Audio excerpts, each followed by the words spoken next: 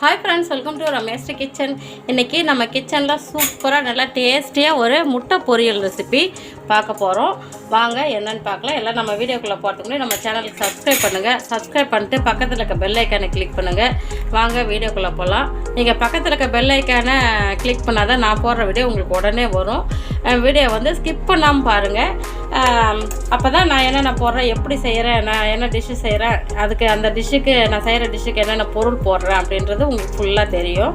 அதனால் வீடியோ வந்து ஸ்கிப் பண்ணாமல் பாருங்கள். முடிஞ்ச வரையும் வீடியோ ஃபுல்லாக பார்த்துட்டு வீடியோ உங்களுக்கு பிடிச்சிருந்தா ஒரு லைக் பண்ணுங்கள். பிடிக்கலனாலும் ஒரு லைக் பண்ணுங்கள், தப்பே இல்லை. இப்போ முட்டை பொரியலுக்கு வந்து நான் வந்து கடாய் வச்சுருக்கேன். ஸ்டவ்வில் வந்து கடாய் வச்சு ஒரு 3 ஸ்பூன் அளவுக்கு எண்ணெய் ஊற்றிருக்கேன். எண்ணெய் நல்லா சூடாகிடுச்சு. இதுக்கு கடுகுலாம் போட்டு தாளிக்க தேவையில்ல. சூப்பராக நல்லா செம்ம டேஸ்ட்டாக முட்டை பொரியல் செய்ய போகிறோம். எண்ணெய் சூடானதுக்கப்புறம் இங்கே பாருங்கள், நான் வந்து ஒரு 3 வெங்காயம், நல்ல பெரிய சைஸ் வெங்காயமே 3 வெங்காயம் எடுத்து கட் பண்ணி வச்சுருக்கேன். பொடிசாக கட் பண்ணி வச்சுருக்கேன். கொஞ்சமாக கருவேப்பிலை எடுத்து கிள்ளிட்டு வச்சுருக்கேன். ஒரே ஒரு பச்சை மிளகாவை இந்த மாதிரி பாதியாக உடச்சி வச்சுருக்கேன். இப்போ எண்ணெய் சூடானதும் நம்ம வெங்காயம், பச்சை மிளகாய், கருவேப்பிலை 3 ஒன்றா போட்டு நல்லா வதக்கிக்கலாம். வெங்காயம் நல்லா வதங்கணும், ஆனால் தீயக்கூடாது, நல்லா வதங்கணும்.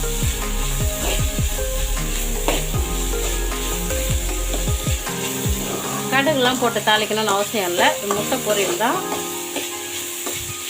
நல்லா செம்ம டேஸ்ட்டாக இருக்கும். நீங்கள் எப்பவும் ஒரே மாதிரியே செய்யாமல் இந்த மாதிரி செஞ்சு சாப்பிட்டு பாருங்களேன், செம்ம சூப்பராக இருக்கும்.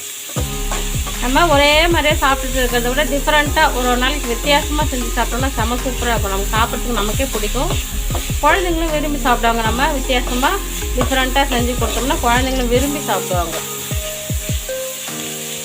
முட்டை பொரியல் தானே, எப்பவும் ஒரே மாதிரி தான்மா நீங்கள் செய்வீங்க அப்படின்ட்டு பசங்க சொல்லாமல் நம்ம இந்த மாதிரி வித்தியாசமாக செஞ்சு கொடுத்தா நல்லா சூப்பராக சாப்பிடுவாங்க குழந்தைங்க. வெங்காயம் நல்லா வதங்கட்டும். இப்போ பாருங்கள், வெங்காயம் நல்லா வதங்கிடுச்சு. இந்த அளவுக்கு வதங்கணும். இந்த அளவுக்கு வதங்கினா தான் அந்த நறுக்குன்னு இல்லாமல் இருக்கும். ஓரளவுக்கு லைட்டாக நறுக்குன்னு இருக்க மாதிரி இருக்கணும். ரொம்ப நறுக்குன்னு இருக்கக்கூடாது. சாப்பிடும்போது வெண்டைக்காய் சரியாக வதங்கலைன்னா சாப்பிடும்போது நறுக்குன்னு இருக்க மாதிரி இருக்கும், சளி பிடிக்கும். அதனால் இந்த அளவுக்கு நான் வந்து ஃப்ளேம் வந்து குறைச்சி வச்சு இந்த அளவுக்கு நல்லா வதக்கிக்கிட்டேன். இப்போது மிளகாத்தூள் ஒரு 1/2 ஸ்பூன் எடுத்து வச்சுருக்கேன். குழம்பு மிளகாத்தூளில் இது தனி மிளகாத்தூள் ஒரு 1/2 ஸ்பூன் எடுத்து வச்சுருக்கேன். கறி மசாலா, கரம் மசாலா இல்லை, கறி மசாலான்னு தனியாக விற்கிது. அதில் வந்து ஒரு 1/4 டீஸ்பூன் எடுத்து வச்சுருக்கேன். பெருங்காயத்தூள் ஒரு 1/4 டீஸ்பூன் கம்மியாக எடுத்து வச்சுருக்கேன். ஏன்னா நான் வந்து ஒரு 4 முட்டை தான் எடுத்து வச்சுருக்கேன். அதுக்கு தகுந்த அளவு தான் உப்பு, காரம், மிளகாத்தூள் எல்லாமே எடுத்து வச்சுருக்கேன். இப்போது மஞ்சத்தூள் வந்து ஒரு 1/4 டீஸ்பூனுக்கும் கம்மியாக தான் எடுத்து வச்சுருக்கேன். சால்ட் வந்து ஒரு 1/2 ஸ்பூன் எடுத்து வச்சுருக்கேன். எல்லாத்தையும் நம்ம இந்த வெங்காயத்தை கூட போட்டு வதக்கிக்கலாம். நம்ம முட்டை எந்த அளவுக்கு எடுக்கிறோமோ அந்த அளவுக்கு உப்பு, காரம், வெங்காயம் எல்லாமே போட்டுக்கலாம். நான் வந்து ஒரு 4 முட்டை தான் எடுத்துக்கிறேன். அதனால் அதுக்கு தகுந்த உப்பு, காரம் தான் போட்டிருக்கேன். எல்லாத்தையும் லைட்டாக அந்த பச்சை வாசனை போகிற அளவுக்கு இந்த எண்ணெயிலே நல்லா வதக்கணும். வெங்காயத்தை கூட நல்லா வதக்கணும். இதுக்கு எண்ணெயும் நிறைய தேவைப்படாது.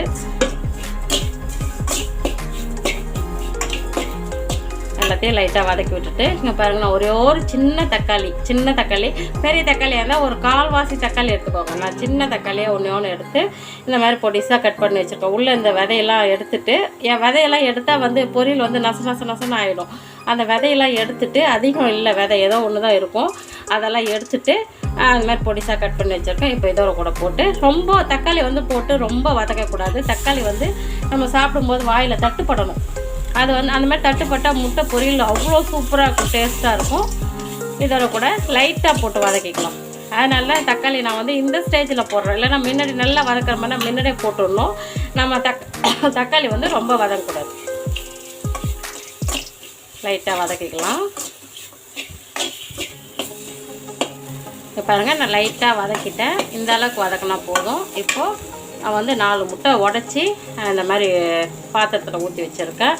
இப்போ வந்து சம்மர் சீசன்றதுனால முட்டையெல்லாம் வந்து ஒரு மாதிரி வீணாக போன முட்டை மாதிரி ஆகிடும். அதனால் நீங்கள் ஒன்றா உடச்சி இந்த மாதிரி பாத்திரத்தில் ஊற்றி அப்புறம் நம்ம சமைக்கிற பாத்திரத்தில் ஊற்றுங்க. அப்படியே ஊற்றுனீங்கன்னா நம்ம ஃபஸ்ட்டு கொஞ்சம் நெடி ஏறும் அந்த மிளகாத்தூள்லாம். ஃபஸ்ட்டு வந்து ஊற்றுற முட்டை நல்லாயிருக்கும். அடுத்து ஊற்றுற முட்டை வந்து வீணாக போச்சுன்னா அப்புறம் நம்ம செய்கிற டிஷ்ஷு எல்லாமே வீணாக போயிடும். அதனால் நீங்கள் இந்த மாதிரி ஒன்றா பாத்திரத்தில் உடச்சி ஊற்றி, நான் வந்து வேறு ஒரு சின்ன கிண்ணத்தில் ஒன்றா உடச்சி ஊற்றி இந்த ஒரே பாத்திரத்தில் ஊற்றிக்கிட்டேன். இந்த மாதிரி ஊற்றிக்கோங்க. ஊற்றிட்டு கிளறி விட்டுடலாம்.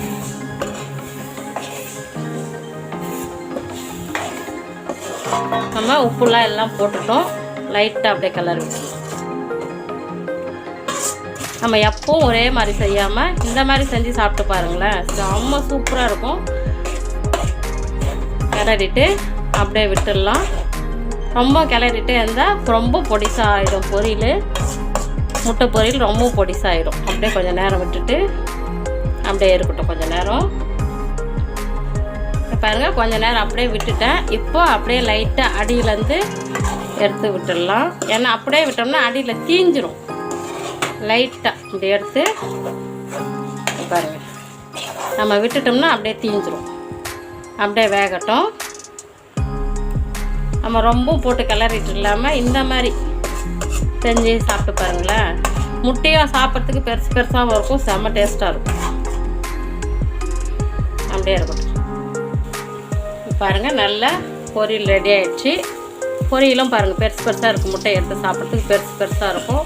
இந்த தக்காளியெலாம் சரியாக வதங்காமல் பச்சையாக அரை வேக்காடாக எடுத்து வச்சுருக்கோம். இந்த முட்டை பொரியலோட கூட அந்த தக்காளி எடுத்து சாப்பிட்டு பாருங்களா, அவ்வளோ சூப்பராக இருக்கும். அதுக்குன்னே ஒரு தனி டேஸ்ட்டு வந்த மாதிரி இருக்கும். தக்காளிக்கு ஒரு டேஸ்ட்டு வந்த மாதிரி இருக்கும். இப்போ பாருங்கள், ரொம்ப பொடிசாக பொடி மாசுன்னா பொடியாக இல்லாமல் இந்த மாதிரி பெருசாக இருக்குது பாருங்கள். அதுக்கு தான் நம்ம முட்டையை ஊற்றிட்டு போட்டு கரண்டி போட்டு கிளறிட்டே இருக்கக்கூடாது.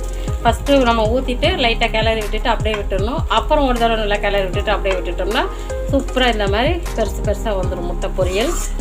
சூப்பராக செம்ம டேஸ்ட்டாக இருக்கும். நம்ம இதில் மசாலாலாம் போட்டிருக்கோம். கரம் மசாலா, தனி மிளகாத்தூள் எல்லாம் போட்டிருக்கோம். செம்ம சூப்பராக இருக்கும். லாஸ்ட்டாக கொஞ்சமாக பெப்பர் பொடி போட்டுக்கலாம். இறக்கும்போது நம்ம லாஸ்ட்டாக எடுக்கும்போது பெப்பர் பொடி போடுங்களா, அவ்வளோ வாசனை கம்மன்னு வரும். அந்த மிளகோட வாசனை கம்மன்னு வரும். நம்ம முன்னாடியே போடக்கூடாது. மிளகு பொடியை முன்னாடியே போடக்கூடாது. அவ்வளோதான். சூப்பராக முட்டை பொரியல் வித்தியாசமாக டிஃப்ரெண்ட்டாக செஞ்சுருக்கோம். எல்லாம் செம்ம டேஸ்ட்டாக இருக்கும். ரசம் சாதம், சாம்பார் சாதம், கீரை சாதம் எல்லாத்துக்கும் செம்ம சூப்பரான காம்பினேஷன் இந்த முட்டை பொரியல். அவ்வளோதான். பாருங்கள், செம்ம சூப்பராக டேஸ்ட்டாக நல்லா முட்டை பொரியல் செம்ம டேஸ்ட்டாக செஞ்சுருக்கோம். வித்தியாசமாக செஞ்சுருக்கோம். எப்பவும் ஒரே மாதிரி செய்யாமல் வித்தியாசமாக செஞ்சுருக்கோம். செம்ம சூப்பராக இருக்கும். இந்த மாதிரி செஞ்சு வித்தியாசமாக செஞ்சு குழந்தைங்களுக்கு கொடுங்க, நல்லா விரும்பி சாப்பிடுவாங்க.